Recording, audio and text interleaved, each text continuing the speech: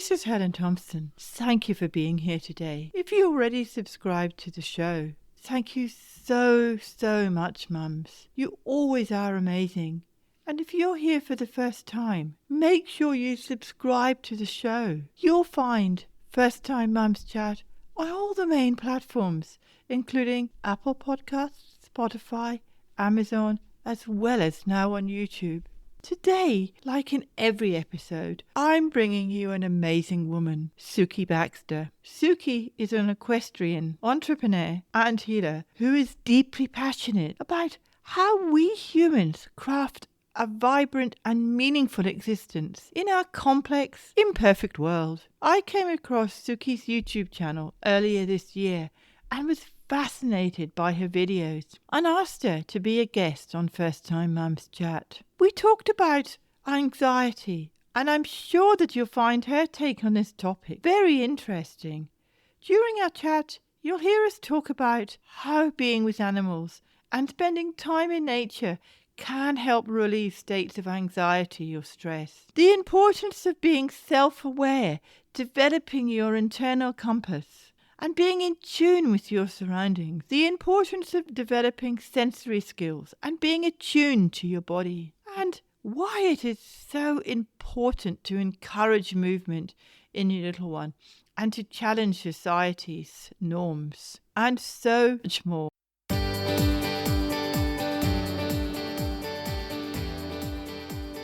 If you're a new mum, or if you're about to commence your parenting journey, then you'll know that many women in our modern fast-paced world feel alone and unsupported. Many are isolated and lack support from members of their family, such as their mothers or other close feminine role models. I'm your host, Helen Thompson, and I'm a childcare educator and baby massage instructor with many years' experience working with families. I started the First Time Mums Chat podcast in 2021 to help support mums as they face the challenges and struggles that parenting often involves, particularly when getting started for the first time. To help ease your transition into parenthood, I aim to offer supportive, holistic approaches and insights for mums of babies aged mainly from 4 weeks to 10 months old.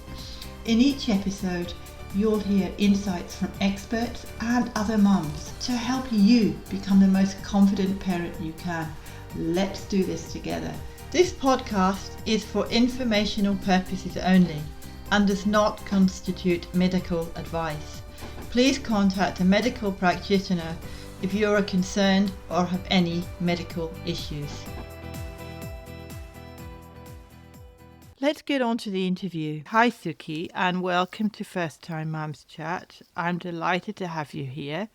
Can you start by telling us about your background and what led you to what you do today? Well, it's a bit of a long and meandering story, but when I was younger, I dealt with a lot of anxiety. I didn't necessarily have a name for it at the time, but I just kind of grew up being a fairly anxious person. And as I got older, I was very interested in personal development and read a lot of books on my own.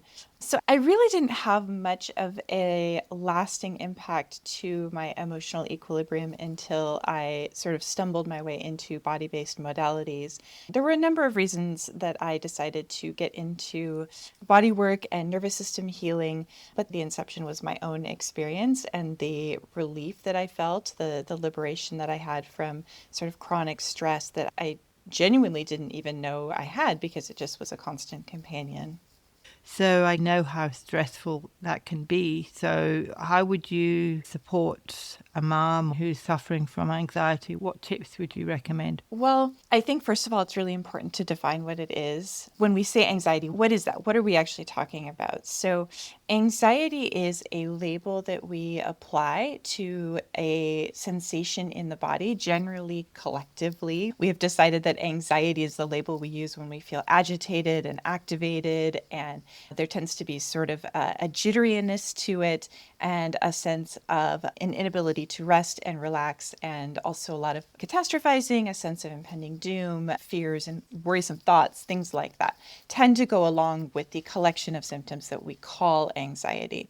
It should be noted that it can be different for everybody. So anxiety is a physical experience in the body, as all emotions are. So when we're talking about dealing with anxiety, I have not found it to be super helpful. It's helpful to an extent, but there's a point at which it doesn't help anymore to deal with the anxious thoughts, because a lot of times those anxious thoughts are arising out of this body state, this nervous system state, where your nervous system is activated and agitated and in this state of what we call high arousal or sympathetic activation. Not important to memorize that. That's the technical term.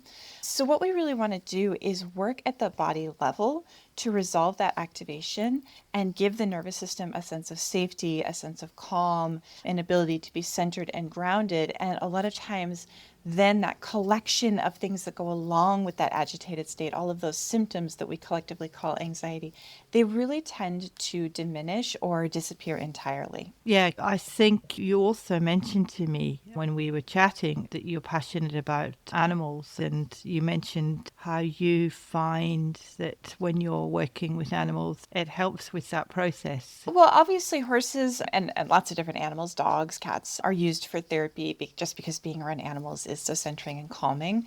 I have 2 horses, both of whom are Mustangs. I'm in the United States, and we have wild horses here that get gathered up, and it's a whole program that they have to find homes for these horses because they have to control for overpopulation. So I have 2 of those horses, and they have been really great teachers. Because when I'm working with a human client, when I'm working with someone and coaching them and helping them to resolve a state of anxiety or a state of stress, however we want to label that in their body, the part of that person that I'm working with really isn't what we would call the rational, logical, thinking, analytical part. I'm working with their inner wild horse, or their inner mammal. And that really can be highly effective. So one of my horses, he's highly sensitive even for a wild horse. And he's really taught me that when we work at this non-linguistic, basically the level at which language doesn't function, because I can't have a rational conversation with horses. When I work at that level, whether that's with a horse or with a human, it creates a real shift in the nervous system state. And that has a profound effect, a cascading effect on the mental and emotional and physical well-being of the organism. Again, whether that's a dog, a cat, a human, a horse, it doesn't matter. That's mammalian, so it's really fundamental to all mammals. It's interesting I brought that up because I know that there are lots of kids out there that have ADHD who are struggling. It may be anxiety, it may be whatever. I know from my own experience and what I've observed, if they have an animal, whether it's a cat or a dog, I'm particularly relating to cats here because I know somebody that had that.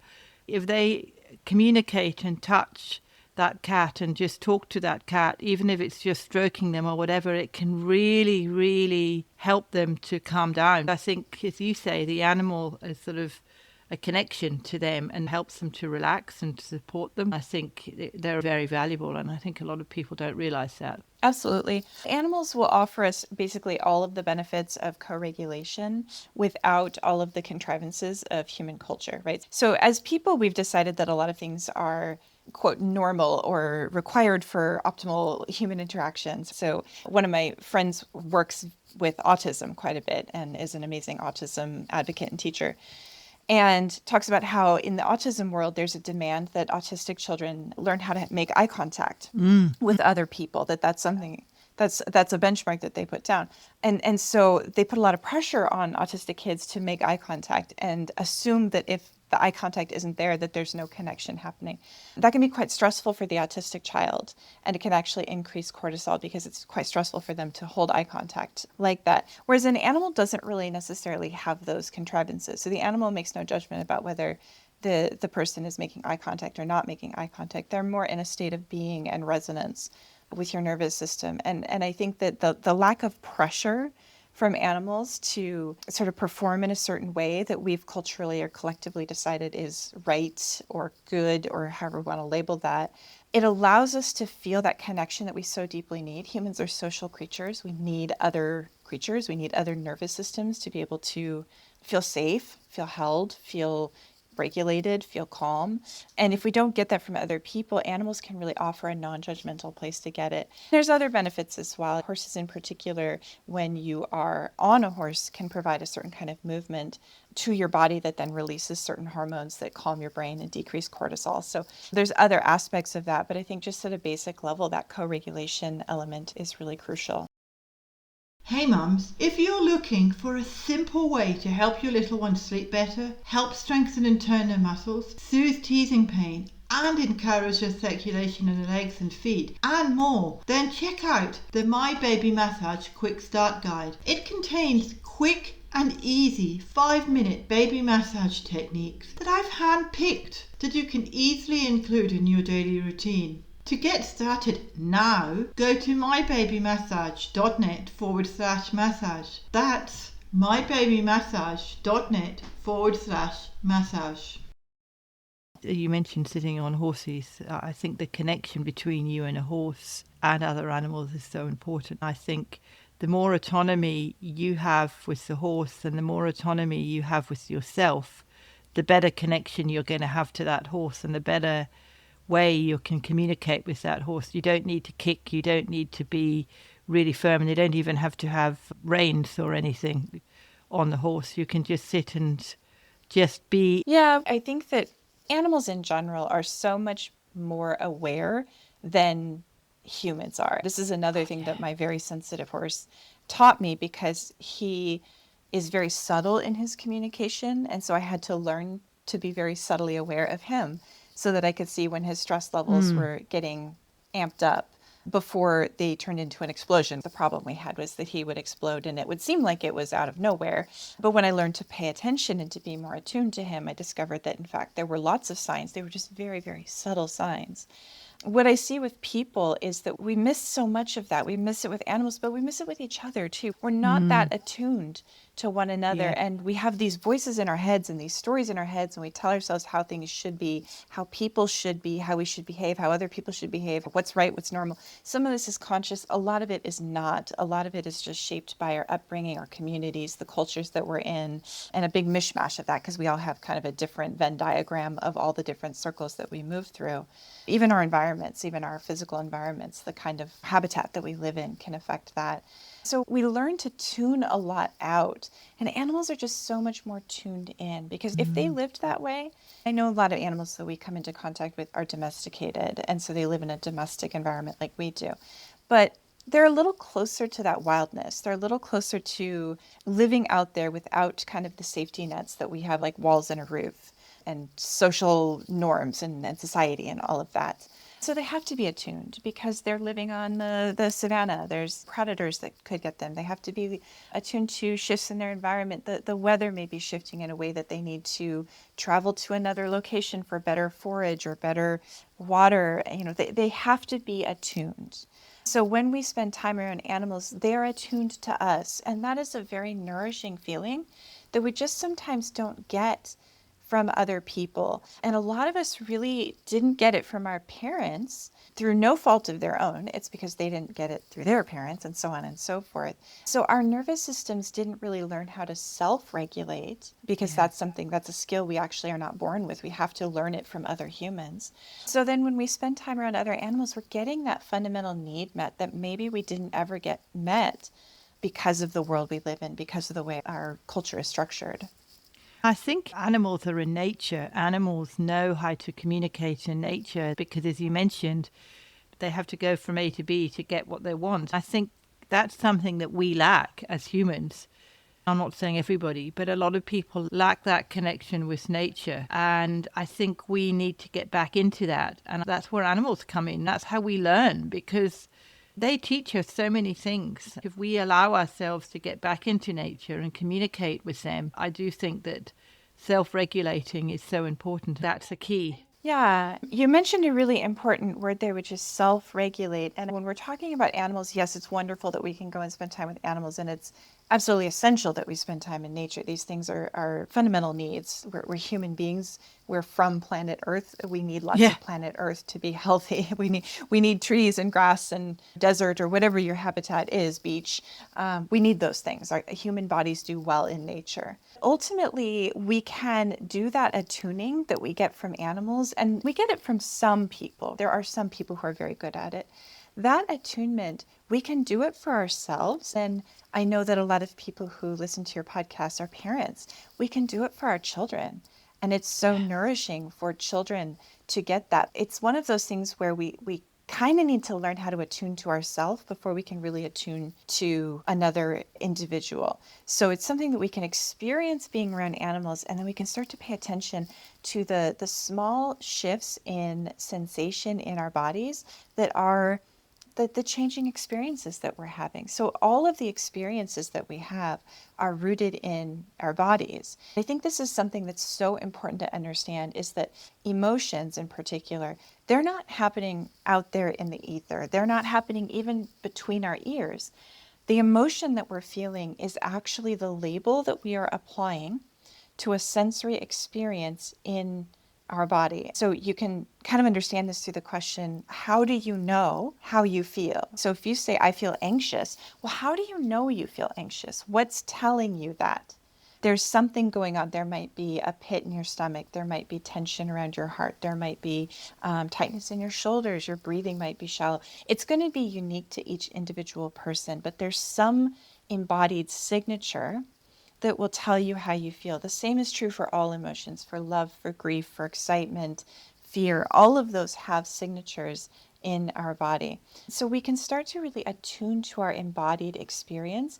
And that really starts the process of allowing us to attune to ourselves, and ultimately, very, very down the road, to be able to make decisions based on our embodied wisdom, which means that we become increasingly self-led, meaning we trust ourselves more, which then I have found leads to just an overall decrease in anxiety. When we have self-trust and we're self-led, anxiety just shrinks so much, because there's so much confidence and grounding just in being in our bodies.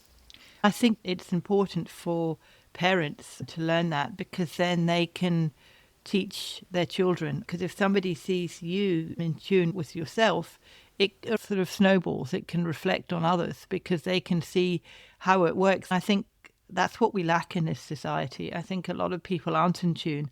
We're so much engrossed with technology, so much engrossed with fear-based things, and we're not really connecting to ourselves. I think that's the key to creating a better world. I think the world needs more of that. We all need to learn how to attune to our children and how to attune to others. Yeah, it will change the world, absolutely. Because when you are not attuned to yourself, what happens is you don't really have an internal compass. And this is sort of the bigger vision for the work that I do, is that I really think that we would have healthier, happier people and a healthier, happier world if there were more people who were self-led. That doesn't necessarily mean selfish. It means that we are really in tune with ourselves. When you're not in tune with yourself, what happens is you're sort of lost. From a sensory standpoint, a lot of us really exist from the neck up. We're very good at being in our heads, and we're taught to be that way from a young age. We're also very good at ignoring our bodies and even subjugating our bodies. So no pain, no gain, having grit and tenacity, all the things, right? Those are admirable traits if you're striving for something, but to be always shutting down your body's communication is ultimately problematic. One of the ways that it's problematic is that if you don't know how you feel, then you have this sense of anxiety, and you become very open to being sold a solution for that anxiety. That could be a physical thing, so that can drive consumerism, just buying things to try to resolve that anxiety, which is sort of almost like a parallel for hunter-gatherer type of behavior. So in a hunter-gatherer society, you might feel a little bit of agitation of hunger and needing to go gather or hunt some food. And once you complete your gathering or complete your hunt and you satisfy your hunger, that would resolve the slight activation or slight anxiety, you might call it, in your body. But in this world where we just don't have a sense of connection to our bodies and we go out and we consume, it really never satisfies anything. We just become consumers in this loop of always trying to resolve that anxiety. One of the things we can also consume is ideologies. So if you really don't know who you are and what feels good to you and you don't have an internal compass, you can be sold an ideology that makes you think it will resolve that sense of anxiety. And that can look like anything. You don't have people who are self-led. I think a self-led society of people who really know who they are and know what they value is ultimately going to be a healthier and happier world. So how do you support people to feel that connection in their body? So I teach people how to connect with their bodies through developing sensory skills. I teach people how to feel their bodies, which seems like a very simple concept, and it is simple, but it's not necessarily easy if you've spent your whole life being disconnected from your body. So really developing sensory skills, developing that muscle, and then through practices that bring people into their body and connect them with their physical felt self. I do a lot of work around teaching people what's shaped their body and shaped their experience of their bodies as well. I have programs where I walk people through various practices. Some are awareness practices, some are actual, I call them neurosensory practices, which means that we're actually doing movement and attuning to our bodies and then noticing the shifts in our bodies. And over time, what this does is it actually starts to reshape your brain through the magic of neuroplasticity, which really isn't magic, it's science. As you begin to put new info into your nervous system, you form new neural connections, and that can decrease stress. It can change the way that your brain is literally wired through just adding new information and attuning to that information. I like what you said about movement and connection and getting in tune with movement. I used to teach brain gym and kinesiology, and I know from my own experience that if I'm getting stressed and if I'm sitting at a computer for too long, if I actually get up and move and do cross crawling or do any kind of movement, it really, really helps me to get back on track and to regulate, even if that means just going for a walk around the house. I've noticed that with teachers as well. When they're teaching, they're all sitting in a classroom. If they actually allow them to get up and move, even if it's just for 5 minutes, it really, really does help because it brings that regulation and it helps to get their brain working more effectively as well, both sides of the brain. Movement is deeply linked to learning. So we know that children who miss movement milestones often have delays in their cognitive development as well. So movement and learning are linked. And I think this is a huge cultural problem that we have in westernized countries. And I think it's probably pretty widespread. I can only speak to westernized countries because that's where I have the most experience. In our school system, why is it that movement and learning aren't linked? Why is it that as you get higher up in your studies, you decrease the amount of movement that the child has? You take movement out of the diet. So the older the child is, the fewer recesses and the fewer movement opportunities they have. And any movement that is done is often regimented through, for example, like a physical education class where movement is prescriptive. You're going to move in this way, you're going to exercise in this way. It's not free movement, and it's certainly not movement through a sensory-rich environment. It's often done in echoey gymnasiums with fluorescent strip lighting. That's not a very sensory-friendly environment to a human organism. So you mentioned that in classrooms, they're allowing children potentially to get up and move and then come back to learning. But I think we even need to take that a step further and start making the movement happen while they're learning. So why is learning being done when they're sitting at a desk and movement is something we do apart from learning? Why are these things not happening together? We know that when you move, it helps your brain form neural connections. It does a whole host of things, and I'm not specifically an expert in early childhood development, but I have done a significant amount of reading about it, and I do have a friend who works in this area and have done quite a lot of training with him. It's pretty interesting how much more effective it is to integrate movement with learning just because the way that human brains work. You're absolutely right. When you've been sitting around for a long period of time, if I'm trying to solve a problem, if I'm writing something, typing something, or trying to make a video about something and I can't quite get it, I get up and move. I just walk away from it. I try to leave my office or home and go somewhere else even, because the change in environment, navigating something different, moving through something different, stimulates your brain differently, and it can enhance your problem solving skills. I definitely agree with you there. I've done that myself. And when I teach baby massage, I'm always encouraging parents to allow their babies to move, whether that's moving by doing massage or giving their babies a break to roll around and have that freedom of choice. It was interesting you said movement and learning. You don't have to sit around and do it. You can actually get up and talk while you're moving and communicate to the teacher while you're moving, because I think sometimes that helps you to get your brain moving. When I'm talking to people, I use my hands a lot, or I get up and shift around, and it really does help you to get that brain connection and all those brain nerves working together. I think it's so valuable. Yeah, I think sometimes we think that it's sort of a trick or a hack or one of those quick tip kind of things off the cuff. This is like neuroscience. So the vestibular system, which is part of your ability to balance and stay upright, is linked to long-term learning, like to information retention. So when you are doing things that challenge your ability to balance, i.e. moving, you're actually going to retain information better. So I think that we think it's like one of those silly little pieces of advice that people give kind of off the cuff, when really this is a neuroscientific fact that you will learn better if you are moving while you are trying to retain information. I think this is so relieving for so many people. I personally have quite a lot of early childhood school trauma, and I have talked to lots and lots of other people who have some form of early childhood school trauma from being shamed or othered in some way due to a desire to move. So I heard from somebody recently who said she would kind of shake a leg, bounce her knee up and down when she was focusing in school, and the teacher would come by and smack her knee. I got shamed for sitting on the floor one time, and it was a very unconscious decision in elementary school where I do remember where I was focused really hard, and I always focus better when I'm sitting on the floor. Without thinking about it, I scooted my chair back and sat on the floor, and the teacher was just not kind to me. And the stories go on. So if you've ever experienced some kind of shame for needing to move in a way or sit in a way that helped you focus better, that was not at a traditional desk with a chair, it's so validating to know that you're not broken or weird. There's nothing wrong with your brain. That's just how human brains work. We need to move and we need to change our position in order to allow our brains to make the connections they need to make in order to focus and retain information. Yeah, I think that's so true. I think a lot of teachers are beginning to realize that. I spoke to an elementary school teacher just recently, and she was saying that she takes her kids outside. If they're restless or whatever and they're not focusing, she just says, right, let's go out for a walk along the beach and then we'll come back. And she, as a teacher, has been shamed by her colleagues for what she does. Why are you taking the children out to the beach? You're supposed to be teaching them.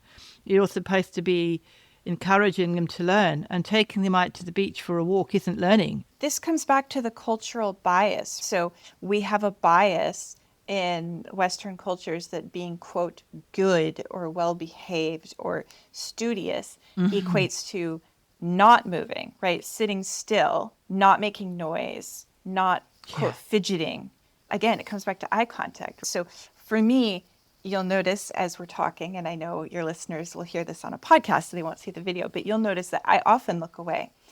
I think better and I can come up with words better when I look to the side or allow my eyes to go in different directions. I don't necessarily make eye contact with someone the whole time I'm talking with them. And I think most people are like that.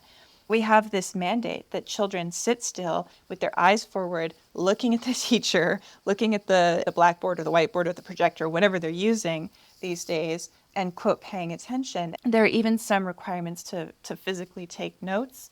That helps some people to take notes, but it doesn't necessarily help everyone. Not everyone is able to do auditory processing and also write at the same time, right? But we've decided that these equate to, quote, good behavior.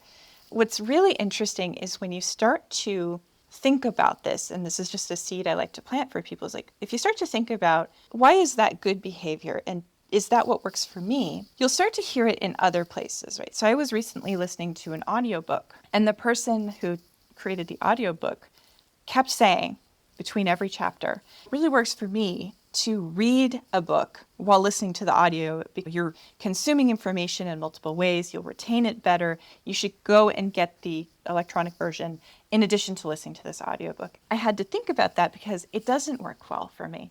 What works for me to retain information from a book is if I'm physically moving while I do it. So when you start to have that seed planted of, well, this is what somebody else has found works for them. That doesn't mean it works for me, or this is what works for a lot of people, or it's what we consider normal, whether it is or it isn't.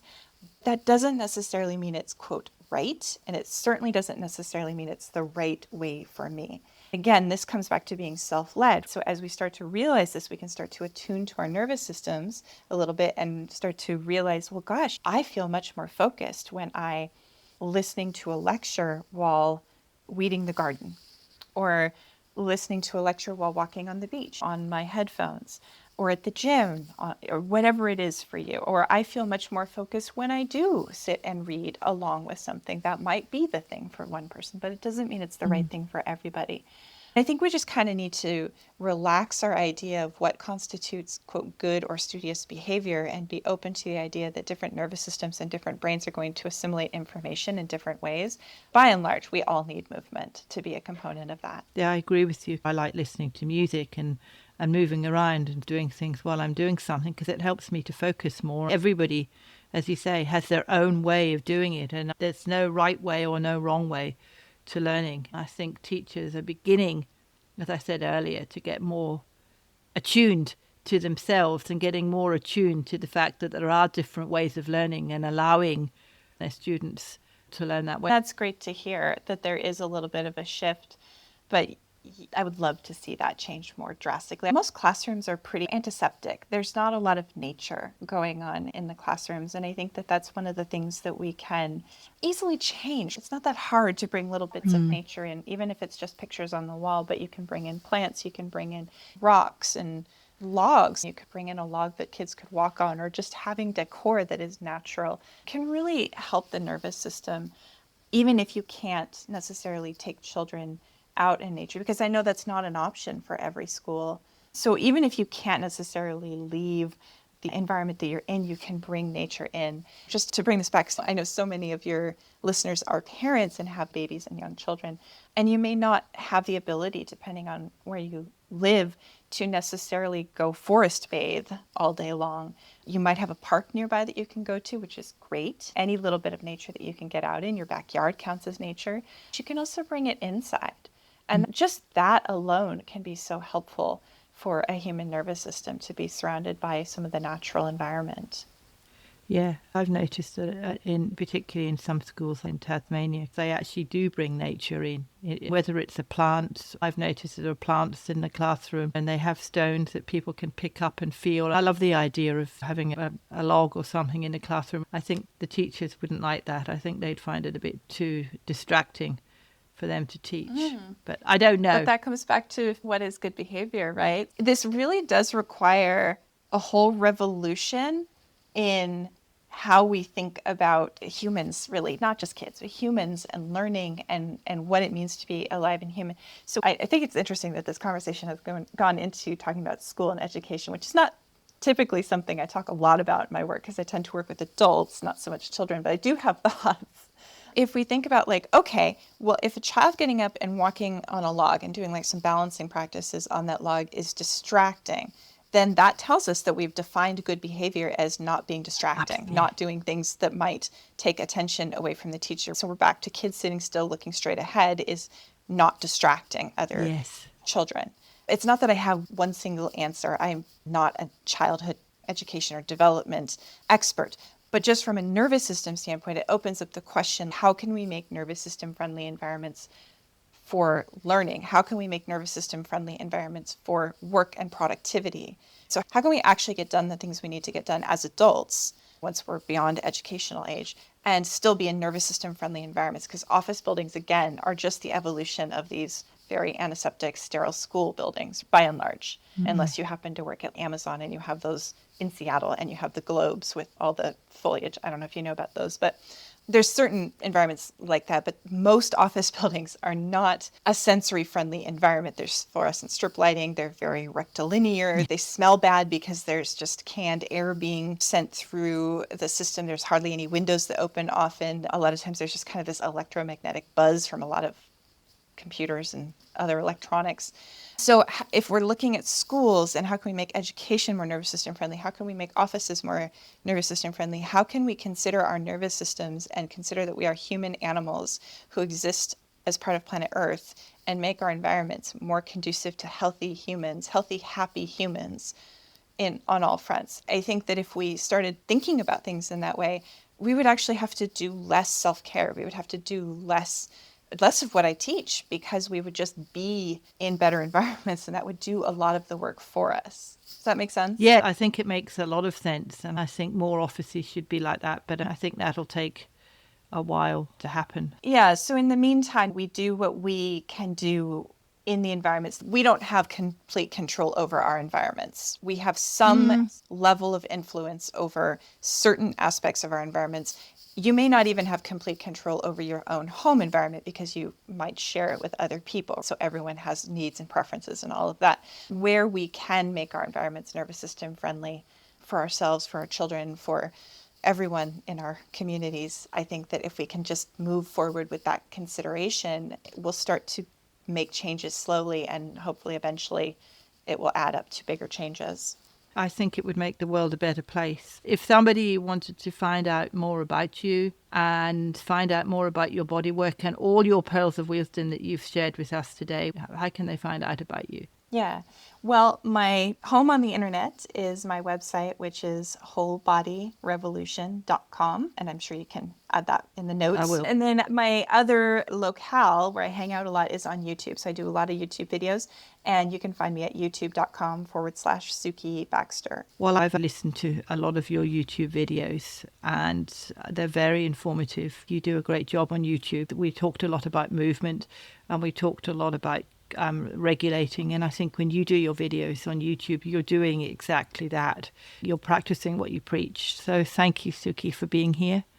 I've really enjoyed talking with you and thank you. Thank you so much. It's been my pleasure. Thanks, mums. As always, you're amazing. And I hope you enjoyed this episode. Be certain to check out Sukie's website and her popular YouTube channel. She's a popular lady with over 500,000 subscribers. Wow. If you haven't done so already, make sure you hit that subscribe button. The other thing I want you to do after listening to this episode is to get your free Simple Baby Massage Technique Quick Start Guide to help your little one sleep better, strengthen and turn their muscles, encourage your circulation in their legs and feet, and much more. To get yours, visit mybabymassage.net/massage. Yes, that is mybabymassage.net/massage.